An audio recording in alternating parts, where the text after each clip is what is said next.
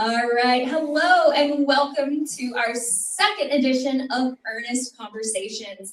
My name is Jacie Hood and I will be your moderator for this evening. I'm the Deputy Director at SciTech Discovery Center at Children's Science Museum in Frisco, Texas, and also a resident in the district, hopefully, of Ernest Lineberger, who's running for Texas District 26.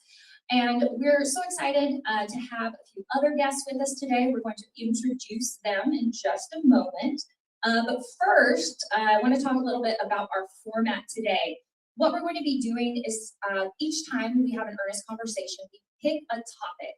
Today, our topic is something that is one of the hottest things in the country right now, immigration. And I do want to take a minute and acknowledge the fact that I am probably not the person that's going to be picked up off the street. We also do not have any panelists today who are Hispanic or Latino, but immigration is a topic that affects everyone in our country. And so we want to make sure that we are thoughtful in our responses today, and we are going to be taking questions from folks so that way you can get a full picture of what these candidates are about and what they stand for when it comes to this topic. So let's start out with some introductions. I would like to introduce you to Ernest Lineberger, like I said. Ernest, we're going to give you about 2 minutes here to talk a little bit about yourself and share a little bit about your thoughts on immigration. Thank you. Thank you, Jacie. And for everyone who was here helping put this together, quite an ordeal, quite an event. Thank you. So I am running for U.S. House for Congressional District 26. And the one thing that I've really come to a couple decisions. And one is I really believe that we are one community. We're diverse, but not divided, regardless of what we're being told by a lot of people who are trying to separate our society and earn votes in that way through some cruel division, fear, and hate. I grew up listening to my dad's sermons, and my faith developed to be love your neighbor and we're all neighbors. It's just very common sense that we're all part of it. My neighborhood is very mixed with a lot of people. When I went to high school, my high school was very mixed, a lot of variety of people. But I'm convinced the people in majority power today, if you gave them a country full of blonde-haired, blue-eyed people, they would find some reason to divide those and say how some were cruel or bad just to earn the votes. And this comes down from the fact that the Republicans in general support big business and the extremely wealthy. So they use these tricks of division, hate, and fear to get people to vote for them. And that is today's topic. Immigration is part of the result of that. Early Trump, the first Trump term, we had the Muslim ban, where they banned people coming from different countries. And then as people were coming into the country, they were separating families. Young children were getting separated, and they weren't even keeping records to where they could be returned later. It's just cruel and unusual, and that's as far as I'm going to go with what I have to say about that right now, Jacie. Thank you so much, Ernest. I can tell you're very passionate about this. And don't worry, we're going to get to talk about this for the next hour. We will get to the rest of it.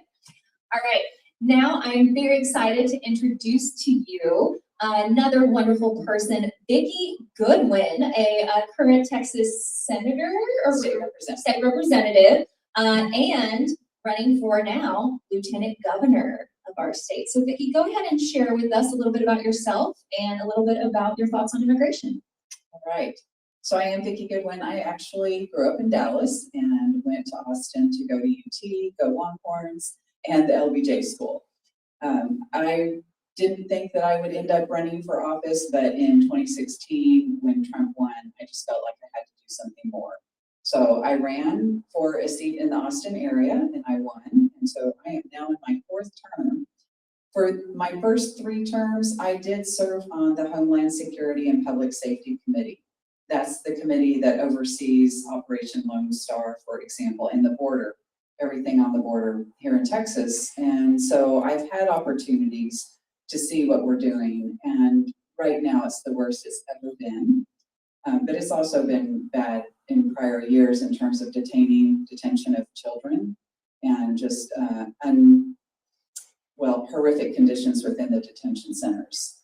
So what's happened in Minneapolis with the killing of Alex Preddy and Renee Good is just horrific. And so I recently did call on our lieutenant governor, current lieutenant governor and speaker to put together an emergency committee to look at this, because we have a state law now that says our local law enforcement has to cooperate with ICE at a time when they are outside the law, when they're behaving outside the law. Should we really have our local law enforcement cooperating with them? I don't think so, and so that's why I asked the lieutenant governor and speaker to put together a committee that's not outside the bounds of what we do.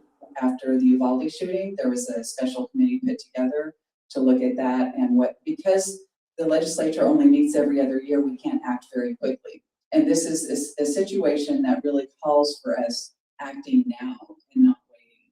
And I have a lot that I can say about immigration. The way that we're treating people within our detention centers, though, has to stop. And we only see the state wanting to add more. Thank you so much, Vikki. Oh, wonderful. All right, everyone. I'm so excited to introduce you to our 3rd candidate that's here today. We have a Mr. Keenen Colbert over here who's running for Texas Senate District 2. And so go ahead, Keenen. Again, tell us a little bit about yourself and a bit about your thoughts on immigration. Hello, everyone. My name is Keenen Colbert, and I'm the Democratic nominee running for Texas State Senator District 2.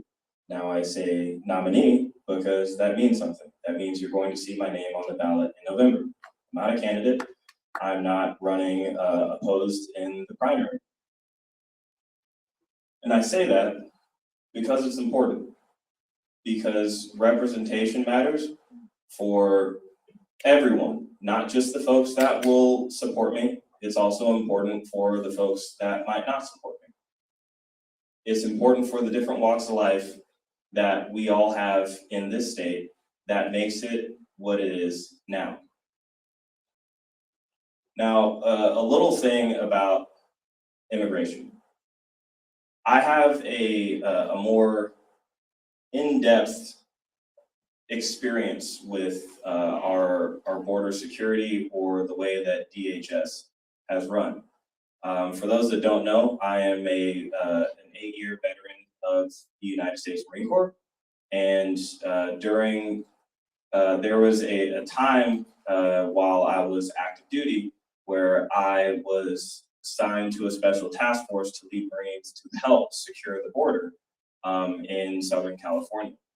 I led a team of 90 Marines that worked 24/7 around the clock, and to ensure that DHS got the assistance that they needed to help secure the border. I believe that the way that DHS and the way that Immigration and Customs have been handling detainees, illegal immigrants, or legal immigrants, or Americans is un-American. And I think that there's a lot of things that we could do to legislate those practices out of our country.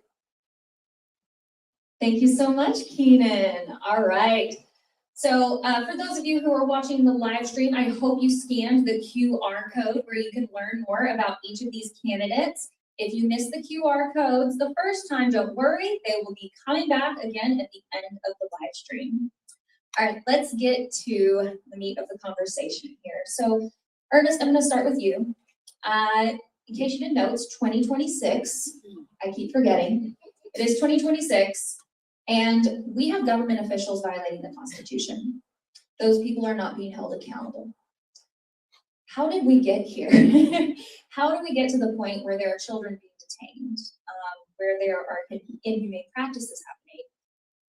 How did this happen? How is this happening in 2026? This could be a long history lesson, but it really boils down to, we just have people that don't care about the law. They don't want to be affected by the law. They don't want to admit that there are rules to their behavior. And I'm primarily talking about it starting at the top of our executive branch, President Trump, who is a convicted felon and has dodged multiple other court cases by becoming a presidential candidate and then getting elected to president. And they are pulling all kinds of tricks to stay in office. One of those was a promise to their base that they were, at first they got people afraid of immigrants. They got them afraid of people that were either crossing the border illegally and claiming asylum or trying to come over legally, but something happening, even people with visas and whatever. But they got people afraid.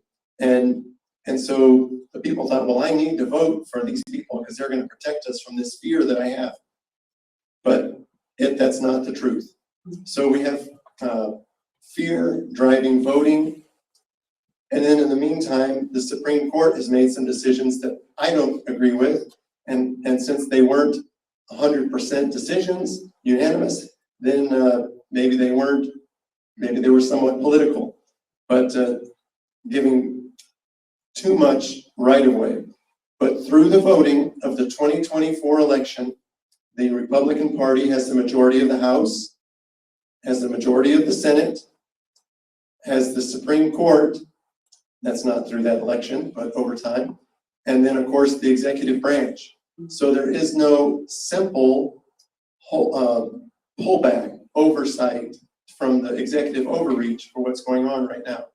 And so that's how we've gotten to this point. And of course, there's more to it. Yes, thank you. I think that's a really great summation of the last several years and how the topic of integration, the way ICE has been operating, has really just been growing and growing ever since the 2016 administration as well.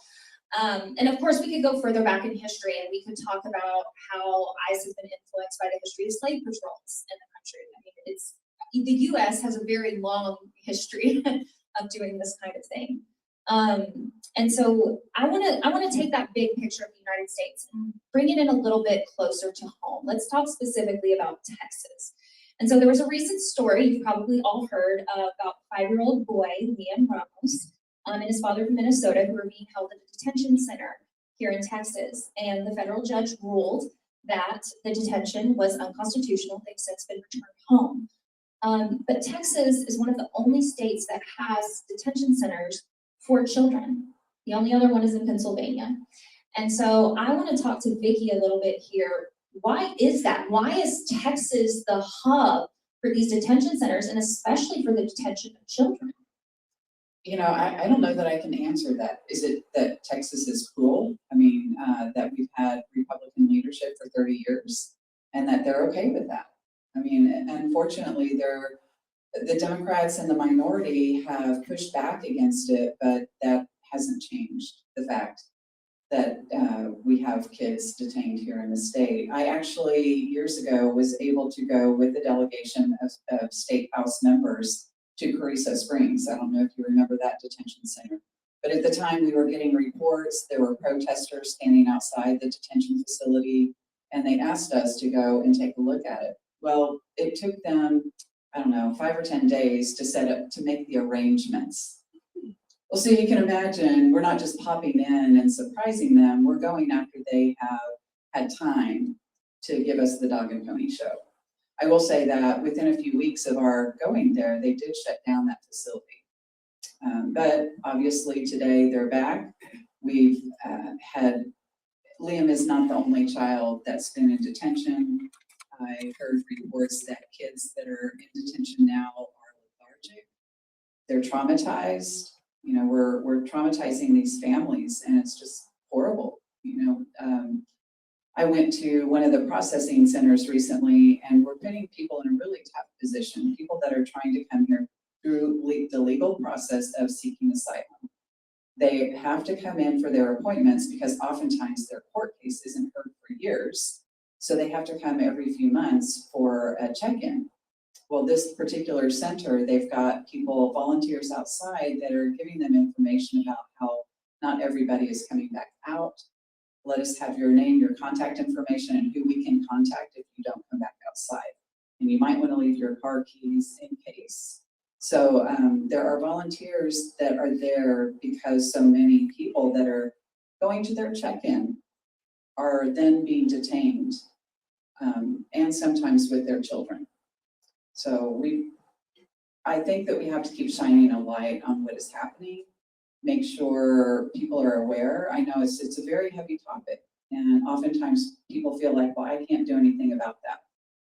But what we can all do is show up. There are protesters that are showing up outside of that particular detention facility, some pastors that show up on a weekly basis to shine the light on what's going on and let people know that's our power right now, is just to bring transparency and bring awareness of what's happening and to push back. We've got to change who the leadership is, but in the meantime, we need to put pressure on our current leaders. Thank you, Vikki. Yeah, it's interesting thinking about the legal pathways like asylum and refugees.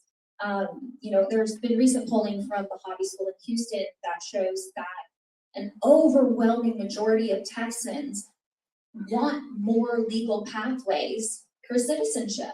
And yet, where are those pathways? And are those pathways being taken away like you're talking about when people are trying to do it the right way?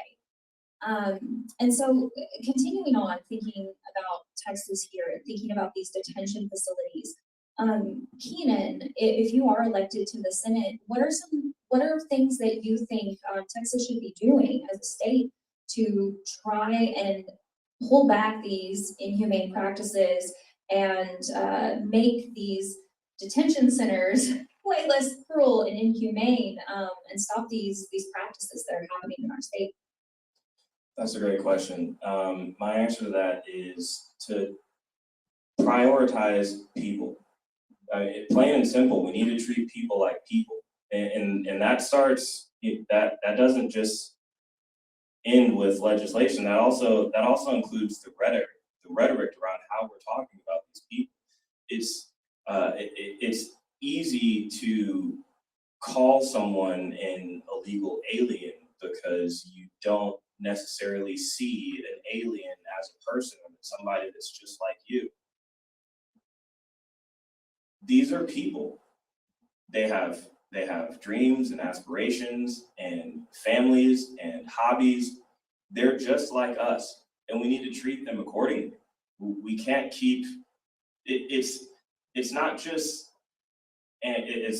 un-Texan, it's un-American to treat somebody as if they are lesser than. And I know that you alluded earlier to us having a long history of these poor practices, but we also have a long history of us moving forward and progressing past these cruelties and these injustices for people that are minorities or that might have been looked at as other. So it's not just about legislating these practices out, because there are a lot of things that need to be legislated out, a lot of things that need to be made illegal in practice and enforced if those practices are still executed. That Ernest talked about it earlier when it comes to like, how did we get here? We got here because we weren't enforcing the laws that we believe in, because we're not standing firm on our ethics and holding people accountable to call out right from right and wrong from wrong. We've all seen the videos of the tragic incidences that happened in Minneapolis. And what I've told everybody that has come to talk to me about that, whether they've dismissed it or not, is if you don't care, whose name does it have to be? Alex Preddy was a person. Renee Good was a person. If you don't care about them, whose name does it have to be? Is it your mom? Is it your brother? Is it your friend? Is it your kid's favorite school teacher? These are people, and they matter to people, and they should matter to Texans. I think that a fiesta is just as Texan as a rodeo, which is just as Texan as a cookout. When you talk about Texan values, when you talk about this state, it's not simply cowboy hats and boots and horses and rodeos. Every lived experience in this state is just as valid as the next one. And we need to start treating people like their lived experience of what they're bringing to this country is of value. So not just legislating, but changing the rhetoric and treating people like the people. Thank you, thank you. Oh, wonderful. So you brought up, we need to change the rhetoric. We've got to be working on the culture, not just the laws. And so thinking about public opinion right now, when it does come to the laws, when it does come to the immigration policies and enforcement activities that are happening right now. There was recent Pew Research Center polling that came out. It happened during January, and it was interesting. So a couple of big things: recording officers while they are making arrests, immigration arrests. 74% of people across the U.S. said that people should be able to record immigration officers while they are making arrests. 72% say ICE should not use someone's appearance or language they speak to be why they stop them. And 61% say it's unacceptable for the ICE officers to wear face coverings that hide their identities while they are working. And it's interesting because these are very big numbers, right? A lot of Americans believe this. And so why, when there are so many Americans who want these policies in place, are we not getting those policies?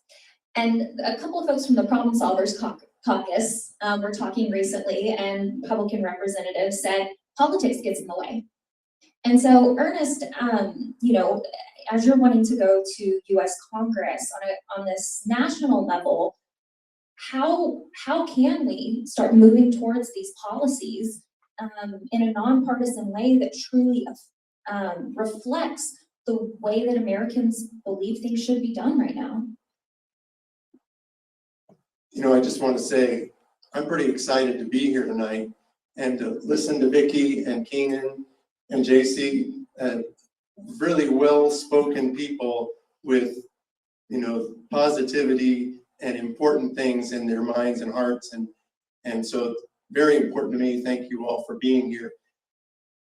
The fact that we have to talk to this immigration at all is just cruel. Now, we've had ICE.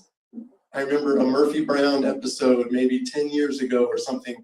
There was a topic about ICE in there. So ICE has been doing its job for a long time, but you don't go out on the streets of America and surround a person with your weapon drawn. You don't walk up to cars and pull your gun out of your holster. If you're the guy who happens to be in front of the car, you just want an excuse to fire that weapon. And to me, that's what's going on. That wasn't the question you asked, but I had to get all that out. Speak your heart. Speak your heart. So what was the question? So how do we start getting past politics in a bipartisan way to start enacting these policies that truly reflect the way Americans are feeling about these enforcement policies? We win. We win these elections. That's the only way, because they took the modest wins that they had in the 2024 election and claimed a mandate. And not only that, if there's another Supreme Court judge that comes up, justice that comes up, they might get another one. So we need to win these elections. That means the American people have their say. All those wonderful independent voters, do your independent due diligence. Get out there, look at who's running, look at what they're saying, look at what you truly support, and follow what's really your anchor. Some people are locked into these one issue voting. We need to really look at the big picture, because that's a trick and a trap. But let's say, so winning really helps. When I get to Congress, I am not going to thumb my nose at anybody. I'm gonna look at all 435 members as a potential ally on fixing something. Whether it's reinstating things for the EPA, whether it's, defunding a lot of the ICE detention centers, whether it's whatever, we need to work with everyone. How many people would have guessed that Marjorie Taylor Greene would have sort of changed her, you never know where you're going to find an ally or who you can talk to. There's a lot of people with a lot of friends and family.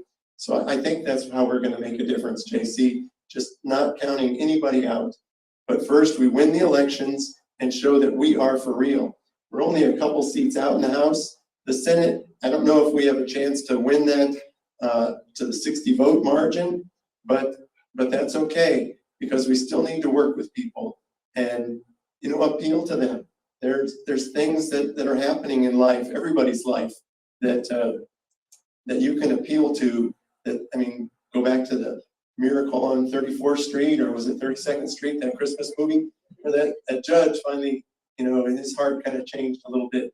And there's things that can be done, but only by winning can we get that nudge. And so that's the important first step. Can I add something to that? Go for it.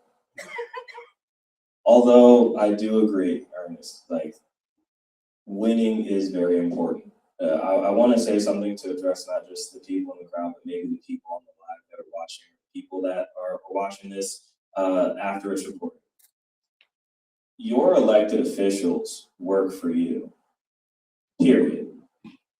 If there's one thing that I would wish more people, regardless of political party, would accept, is to hold their elected officials to a higher standard, whether that is a standard of conduct or a standard of practice.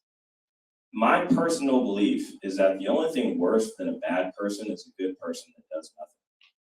And all of your elected officials have email addresses, they have phone numbers, they have offices. There are plenty of ways to contact your elected officials, and if they are not doing the job that is in the best interest of their constituents, contact them. Your voice matters. Your vote matters.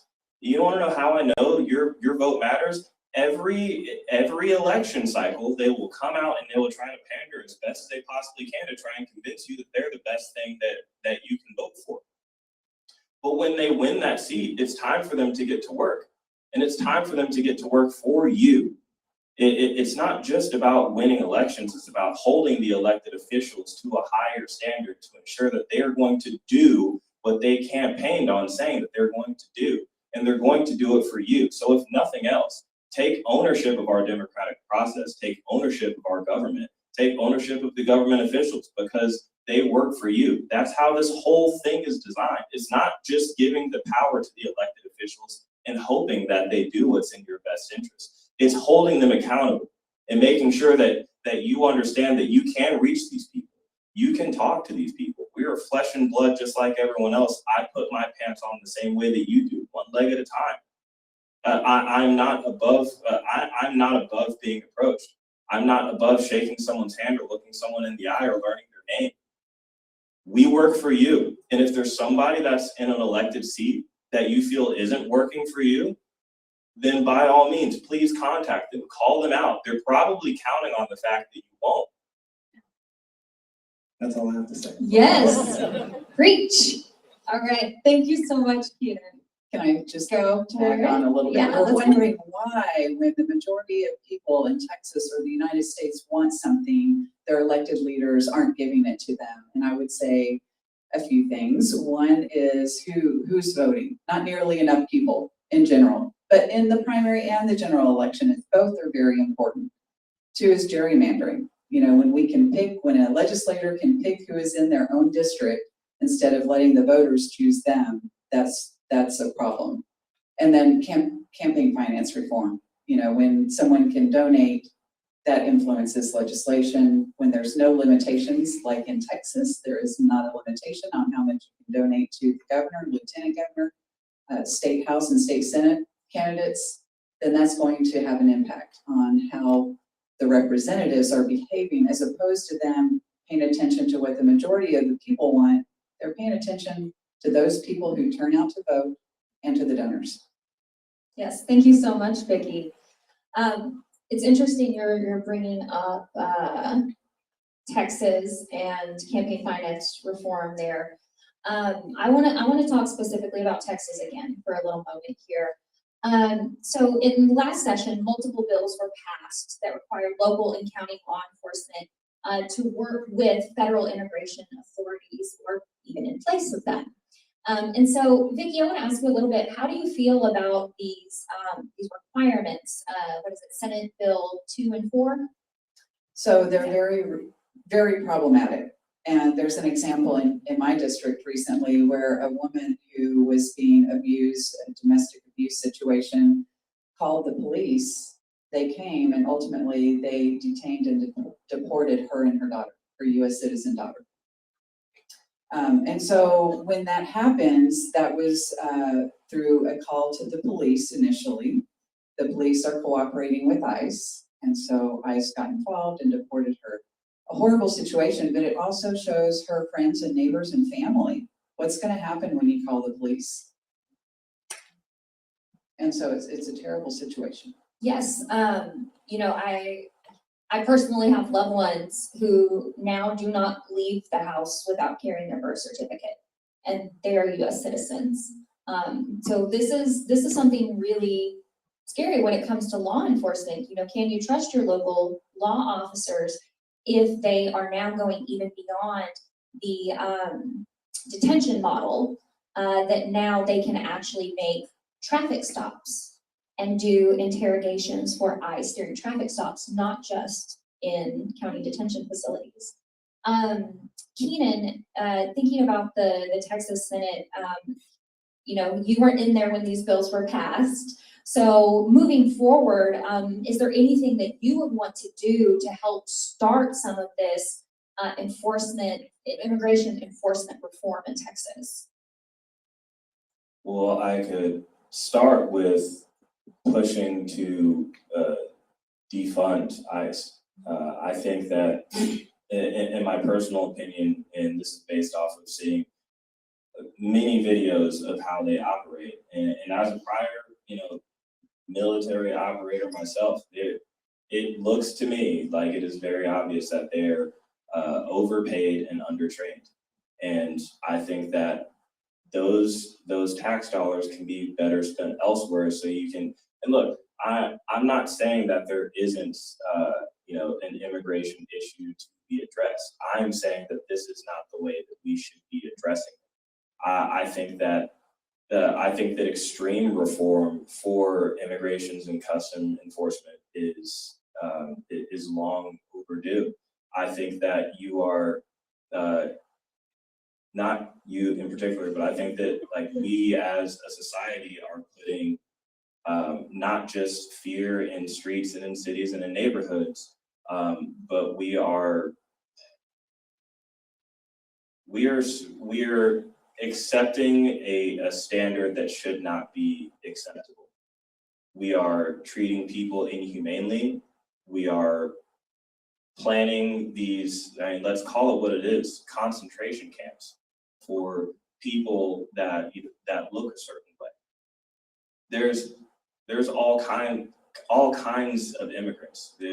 There's no particular race, color, or creed for immigrants. You can come from all over the world. And I find it ironic that we always end up talking about the southern border and we never talk about the northern border. Why do you think that is? I'm not going to answer it for you, but I'd like you to think about it. Why don't we ever talk about our northern border? Why is it just the southern border? I think that extreme reform for immigrations and customs enforcement is in order. I think that a clear separation and understanding that immigrations and customs is not law enforcement.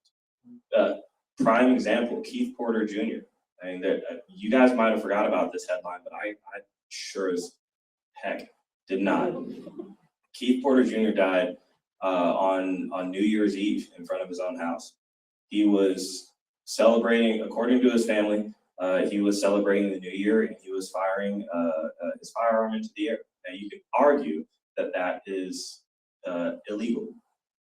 I'm not going to argue that that was the responsibility of an off-duty immigrations and customs enforcement agent by the name of Brian Palacios to go towards the sound of gunfire and shoot a man dead. That's not right. That's not justice. That's murder. I think there needs to be a clear there needs to be a clear understanding of what ICE's mission is. And there needs to be a clear path for what proper immigrations and customs enforcement looks like. I love that. And kind of going with that, there are a lot of things happening that are illegal and unconstitutional. We've seen again and again ICE immigration officers doing things, again, that we know are illegal, we know are unconstitutional, and they're not being held accountable. Ernest, how can we hold people that violate the Constitution accountable right now? I want to start with that question to say how excited I am, how proud I am of the Democrats in the US Senate that are holding the filibuster on the funding for DHS. And you look at the demands that they've put, they are all about trying to correct the problems we're talking about, trying to make ICE be more official, more professional, more correct in their workings with people. I mean, there's a lot we could go into, but it is also criminal the way the very top executives of these government agencies come out after one of these murders, like Alex Preddy, and they will come out and before anything is known, they will say something bad about the murder victim. And they will say something about what reason they must have deserved it or something. But fortunately, this is working against them in public opinion. And so that is going to help us win elections, because we have to win elections to hold these people accountable. Why? So right now, there is no real agreement on how to get past this filibuster and get funding for DHS, because the people aren't coming to the table. The way the Trump Republicans have been working is it's their way or the highway. Well, this is not Trump's way, and he's being forced to come to compromise, which is something he does not have experience doing or knowledge of. So it's a new thing, and it takes a while to learn a new thing. But these people will be held accountable over time. It's going to take, should I go back to winning elections and to where, when I win this seat, that's going to help us hold the executive overreach accountable. Pull back, a different subject, tariff authority, war powers authority. There's so much more to it than that, but the people will be held accountable. It's going to be over time.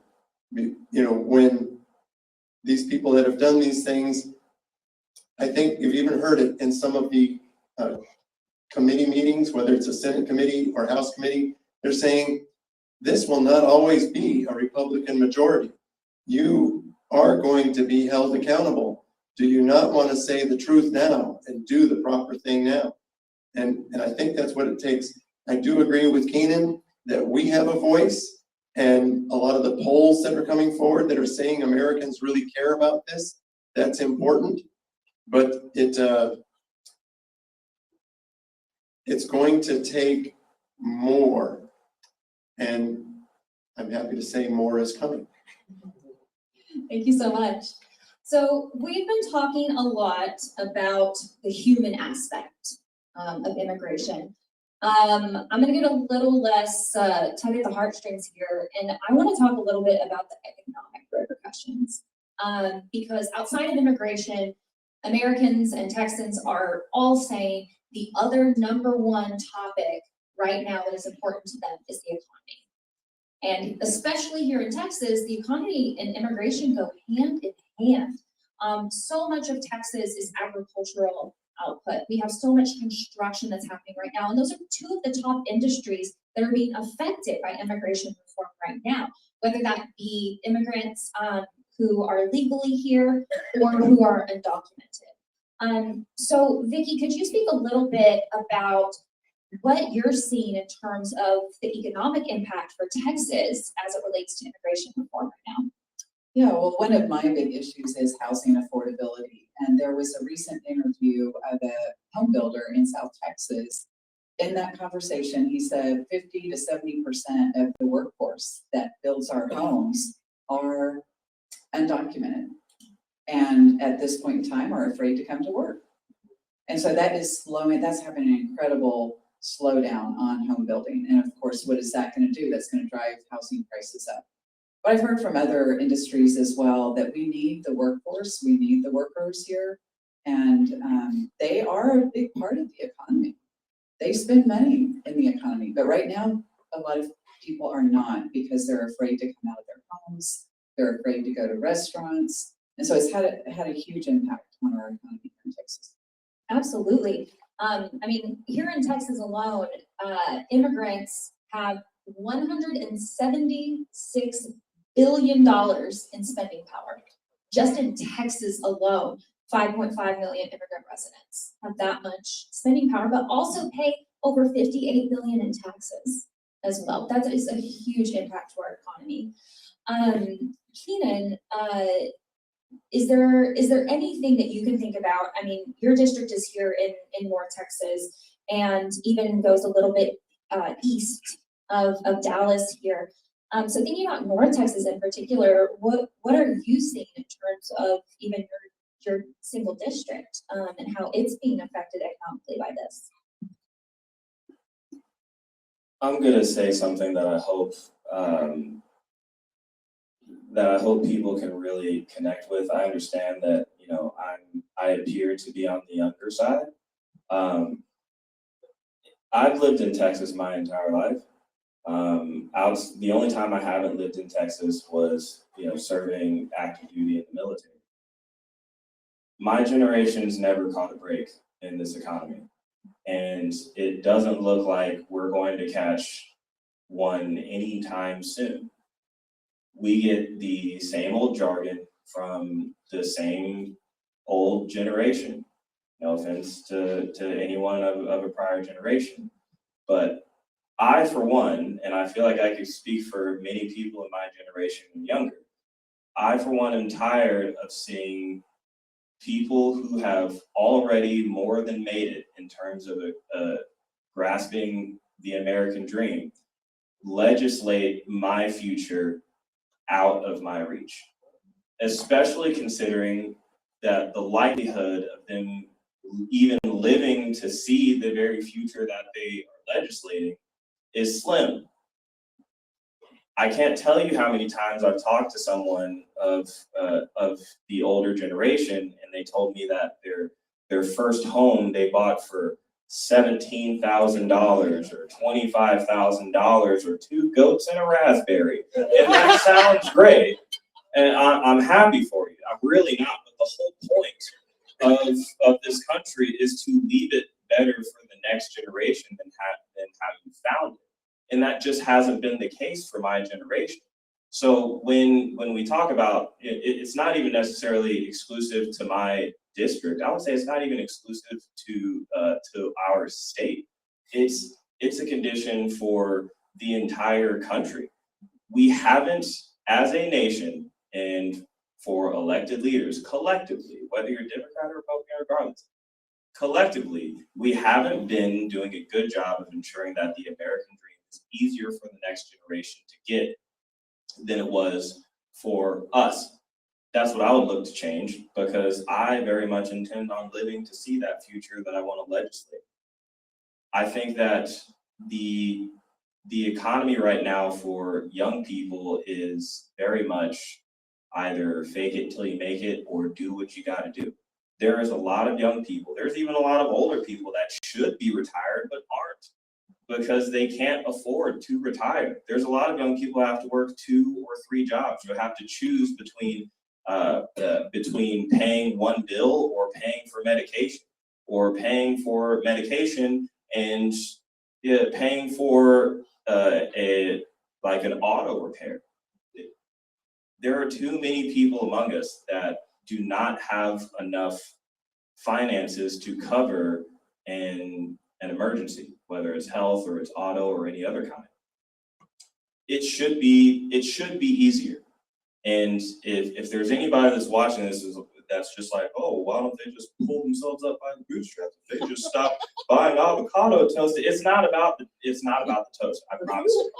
I'm tired. The generation just like me, we're also tired. We're tired not just because we see that elected officials have enriched themselves instead of enriched the communities that they swore to represent. We're tired because we're working all of the time. It's not easier to raise a family as a young person. It's not easier to buy a house. It's not easier to acquire the American dream. So that's not just a District 2 experience. That's an experience that needs to be changed across the board. And I, for one, am not going to accept any excuse in the state of Texas because we are the second wealthiest state in this country. If we were our own country, if Texas was its own country, we would be the 8th largest GDP in the world. There is no excuse. Absolutely. We have the money, we don't have the right priorities. Absolutely, absolutely. Thank you. You know, I'm going to assume I'm a little older than you, but I mean, the minimum wage in the U.S. has not been raised since when? 96. It was more than that because I think it was in the mid 2000s. Because I 7 1/4. right, but still 2 decades.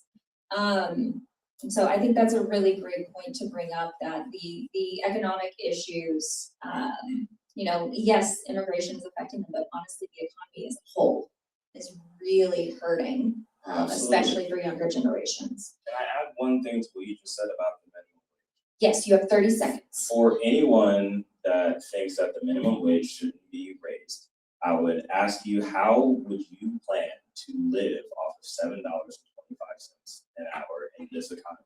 Because this is where I'm coming from.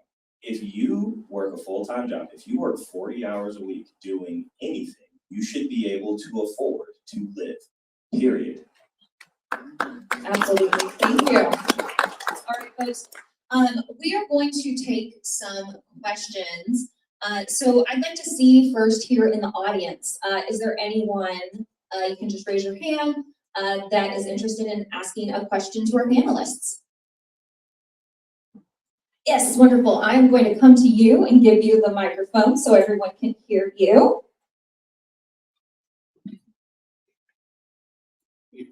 If you do raise the minimum wage, how are you going to stop companies from just increasing their prices to where it's not, to where it's pointless, right? Raising the minimum wage. Thank you. All right, so to recap that, of course, we could raise the minimum wage, we can legislate that, but how then do we counteract businesses potentially just raising their prices through the roof? And you know, let's see, you just got to talk. How about we'll give the mic to Vikki. We'll start with Vikki for this one.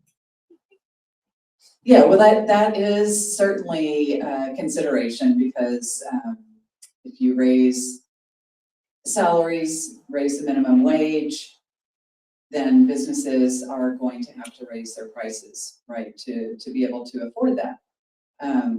Hopefully the income from the minimum wage allows people to continue buying things in the marketplace.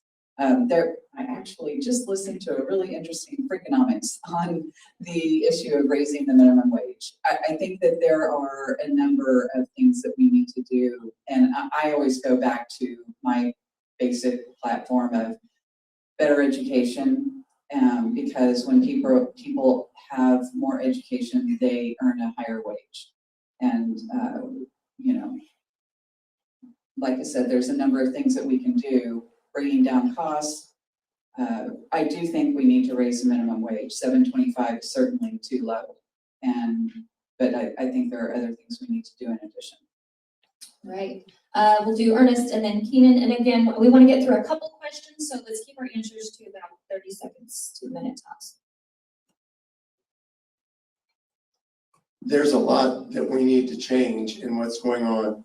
CEOs of major companies are making many times the value, what they're paying to even their average worker.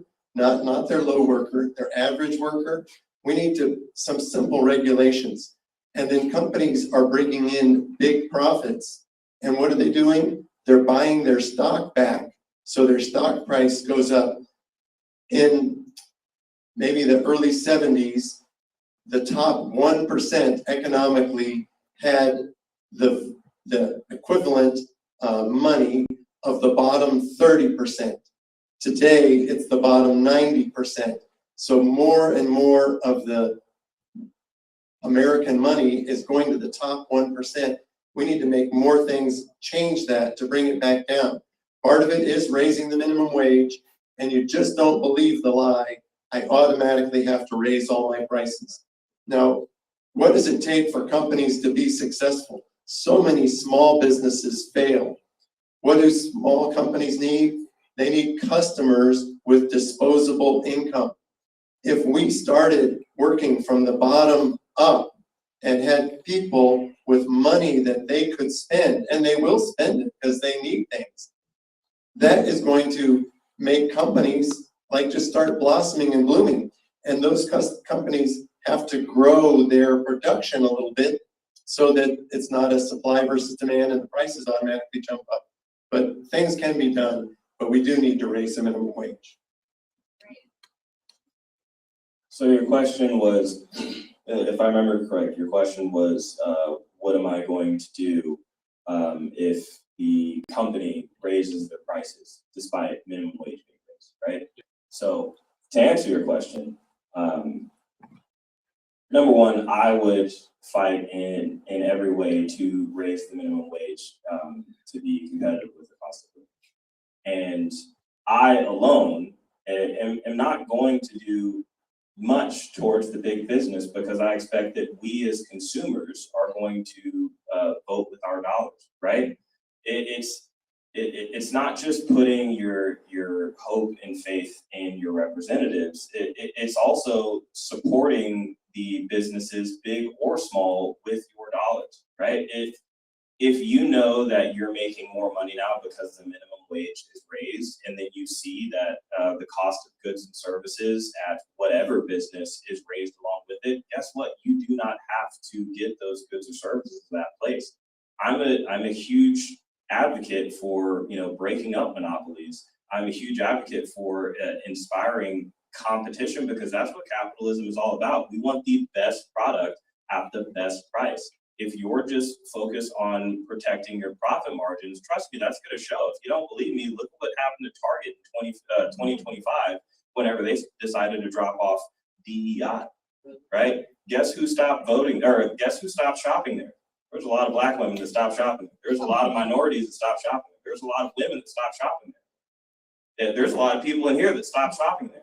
So it's not just a vote for us, but it's essentially a vote of support with your dollar. Don't support those businesses that show you that all they care about is taking your money. Thank you. Demand more. Yeah, I love that. We do have a question from online, and this is a really nice one here. What personal experiences have shaped your political priorities? So what personal experiences? And I know this could go on for 10 minutes, but again, we're gonna try and keep it to about 60, and timer in the back, if you will please help. Well, I wanted to share a part of my history in that my grandparents actually are immigrants from Czechoslovakia. So obviously not the same as a lot of other immigrants with darker skin, right? We had it somewhat easier, I would say. When my grandparents came, they were farmers in Kansas. My dad grew up on a farm. He ended up being the youngest of the three, going to college and marrying my mom.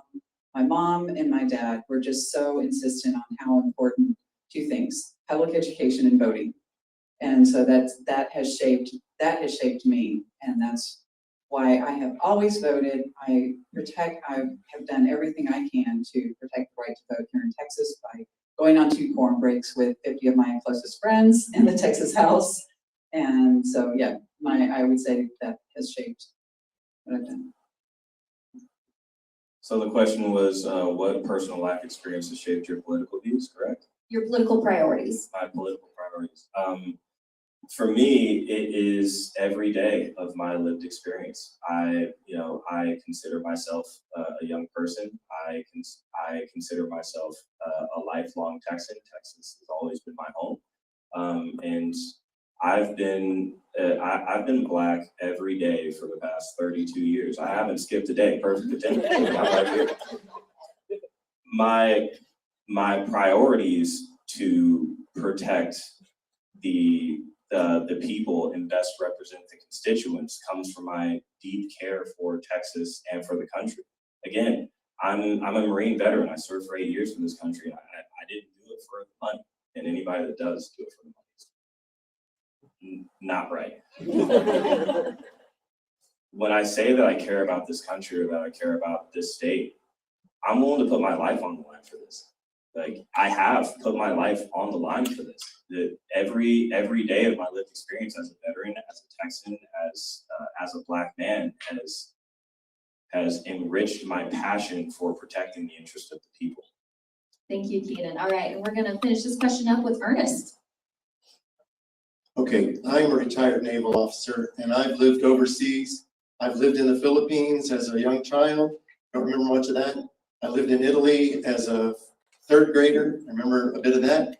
And then I traveled overseas with the Navy. I've been waiting to get my customs cleared with some military folks giving me the stink eye in multiple countries, or been waiting to be brought back from a midshipman training cruise in Europe, and you're in some base in some other country with people walking around with machine guns and whatnot. And you know, there's a lot going on, and people aren't always on top. Sometimes we're the guests in a country. Sometimes people are guests in our country. And the golden rule is so important. Treat people like you would want to be treated. You can't always expect that, but it's so important. And I remember as a young child when JFK was killed right here in Dallas. And then later, Martin Luther King Jr. and later RFK. Those were important events in my youth. And we watch things and we look at things, and I guess I don't know how my brain developed to where I care about people. I want to work for my constituents. I want to serve all the people in my district. I want to work for you. I want to make your life better. And I can't tell you, I have a book out. It's called There I Was. It's available on Amazon.com, and it has a lot of little stories from my history. So I can't go through all of that right now. I can't tell you exactly which of those stories made the big difference. Was it when I was shot in the head? Was it when I was hit by a truck? Was it, some other military experience? I can't tell you, but for the people who don't care, for the people who are just in government for the paycheck, or for being part of the we're going to make this happen team, whether it's good for America or not, I do not understand that side. Thank you so much for sharing those personal stories with us. All right, folks. Oh, I see a hand in the back, Ray. All right, Diane's gonna give you the microphone. This is gonna be our last question. Again, let's try and keep our answers timer. We're gonna go to 45 seconds now because I wanna make sure we get to closing remarks. So I will try to make it even shorter because this question is specifically for Vikki. Vikki, you know firsthand, based on your current role, the ability of our current lieutenant governor to really silence the voice of Democrats by persuading or being able to dictate what bills come to the floor, and then his partner in crime, literally sometimes, the current governor, to incentivize certain Republicans to vote a certain way. So when you think about that, as you run for lieutenant governor, what do you feel your role is, and how would you change that to make a more united voice for all Texans? Yeah, I think really it's the role of the lieutenant governor to hear from all of the senators to find out what the priorities are. I have mine, but it shouldn't be Vikki lieutenant governor's priorities. It should be the Senate, which represents the entirety of the state. Obviously, the current lieutenant governor and the governor have put pressure on members by saying, if you don't vote for my bill, if you don't do what I want, I will take that funding out of the budget, or I will kill your bills. And he did that to me. So I actually got legislation passed in 2023 and prior. But in 2025, the lieutenant governor told all of the committee chairs, don't let Goodwin bills out of committee. So definitely the lieutenant governor has a lot of power to do bad, which is our current lieutenant governor, or a lot of power to do good when I am there. Thank you. Thank you, Vikki. Look at that, 45 seconds in and out. We love to hear it.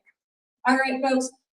Thank you so much for being here. We're going to give each of the candidates a couple minutes to share some closing remarks, some closing thoughts about immigration, about yourself, anything like that. And for anybody who's watching online, we are going to have QR codes up for you that will take you to where you can donate to their campaigns if you feel so moved. If you are here in the live audience, we will take cash. All right. All right, we're gonna start down at the end with Keenen there. Again, everyone, my name is Keenen Colbert. If there's nothing else that you can remember from hearing me talk, just remember my name, Keenen Colbert. I'm running for Texas State Senator of District 2. I'm running because I think that our elected officials should be held to a higher standard. And that's not what I'm seeing in my district. That's not what I'm seeing in my state. That's not what I'm seeing in my country. So if no one else is going to run to represent the constituents of District 2, then I will. And I will do it with integrity, and I will do it with my heart in the right place to best represent those constituents.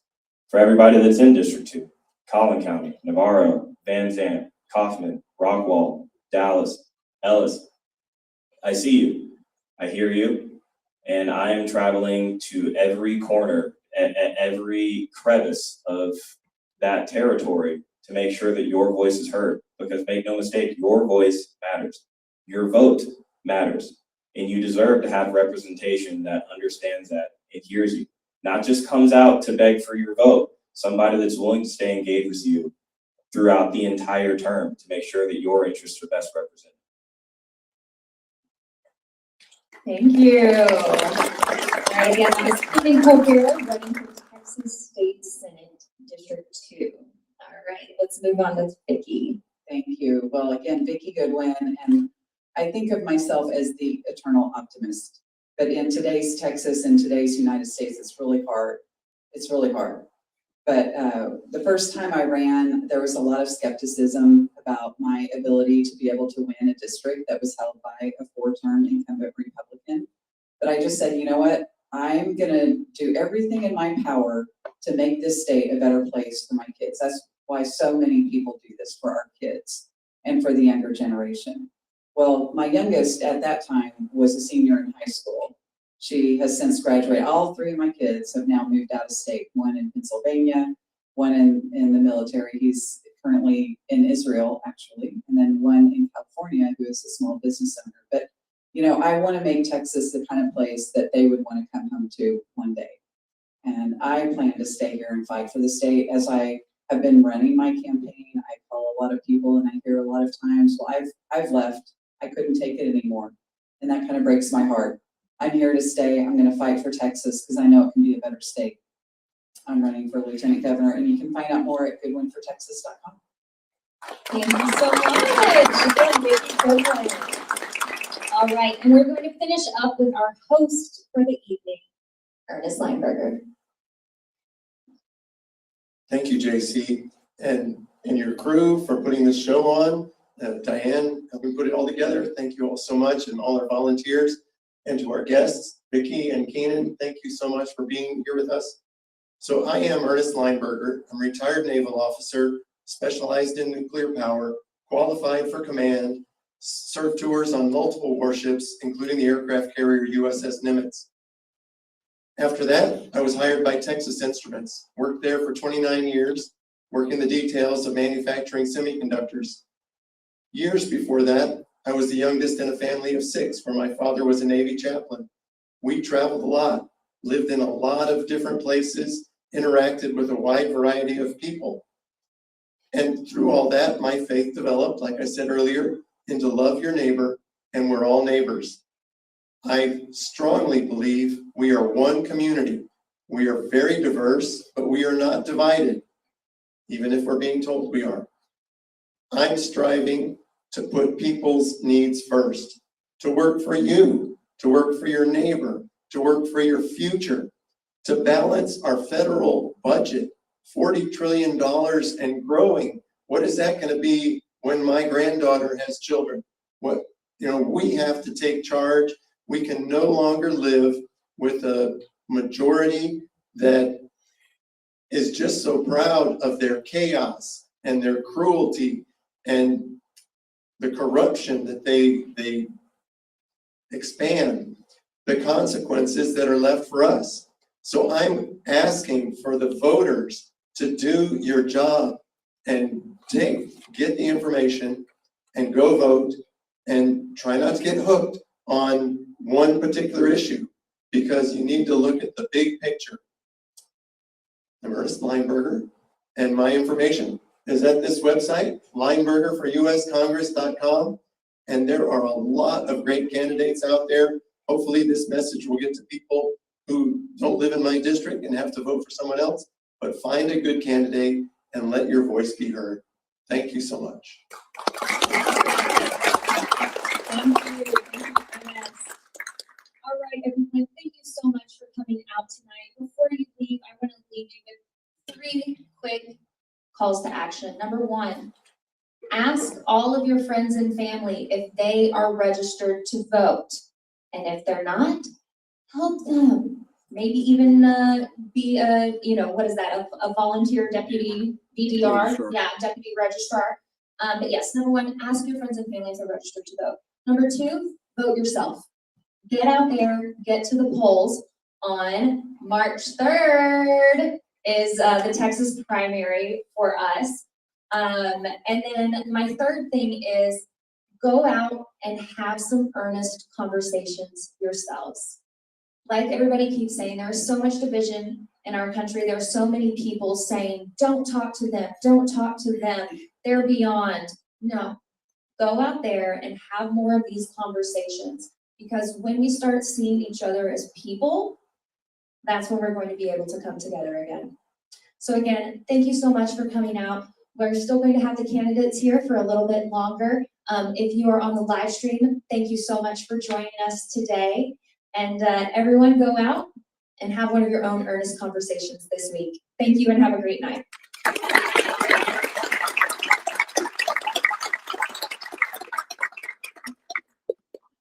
All right, everyone, thank you so much. Like we said,